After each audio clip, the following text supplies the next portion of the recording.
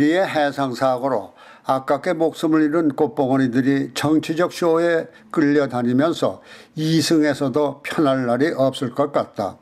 이제는 전 국민의 경건한 애도 속에 편히 잠자고 있어야 하는데 말이다. 그러나 이 아까운 영혼들이 편히 잠들 수 없는 것은 지금의 정권이 이들의 희생을 교묘히 이용해서 정권을 잡았으니까 1등 개국공신으로 떠받들지 않을 수 없을 것이고 보면은 그들이 필요할 때마다 끌어내야 한다는 데 있다.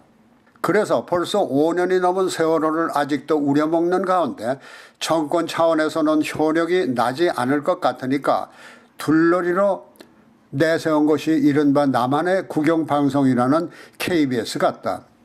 지금의 KBS야말로 공정한 언론 매체라고 말하기에는 쑥스러울 정도로 정권의 둘러리 역할을 충실히 하고 있으니까 용도 폐기 직전의 세월호 불씨를 되살리는 데는 그래도 언론의 가면을 쓰고 나선다면 새로운 판을 벌일 수 있을 것이라 생각할 수도 있을 것 같다.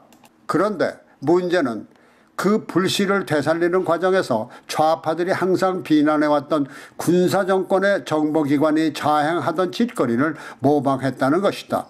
물론 다른 점이 있다면 그때는 담당 기자를 직접 지하실에 끌어들여 조사관이 고문을 하는 대신에 담당 기자의 의도를 방송이라는 공개 매체에 끌어들여 좌파들끼리 이리 치고 저리 치며 제멋대로 해석하면서 자위 행위를 하는 모습을 그대로 공영방송이 연출했다는 것이다. 그 전말은 이런 것이다.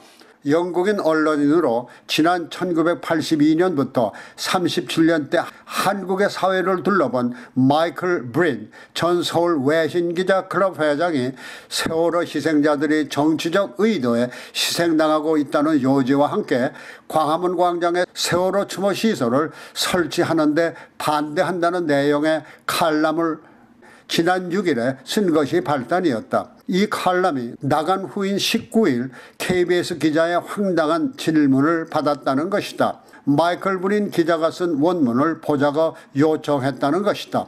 그런데 원고 요청 과정에서 KBS가 마이클 브린 기자에게 물었다는 내용 가운데는 수사기관을 연상시키는 대목도 있다는 점이다. 물론 마이클 브린 기자의 칼럼 내용에 대한 코멘트만 단순히 요구했으면 몰라도 KBS 원고 요청 과정은 석연치 않은 것이다.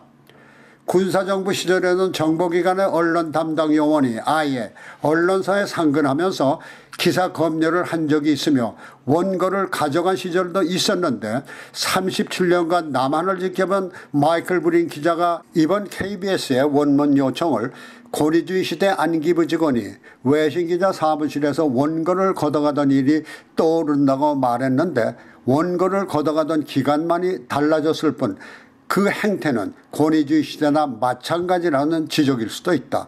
물론 KBS가 그들이 생각하는 의도와 마이클 브린이 지적한 의도와 다르다면 그와 같은 원고 제시 요청이 없이 그들의 프로에 반영하면 되는 것인데 원고 요청을 하면서 이것저것 꼬치꼬치 물었다는 것은 KBS 자체의 의도보다는 누구를 대신해서 앞으로 조심하라는 경고성 메시지를 간접적으로 전달했을 수도 있다는 것이 염려되는 것이다. 그리고 막상 프로의 뚜껑을 열어보면 좌파 성향의 패널들을 앉혀놓고 세월호 희생자들을 정치적인 저울에 올려놓은 뒤에 남의 소중한 의도를 제 입맛에 맞는 대로 난도질하면서 맞장구를 치는 것을 보면 마치 그들만의 자위 행위를 KBS가 공개적으로 연출해준 것 같아서 민망스럽기 짝이 없다는 것이다.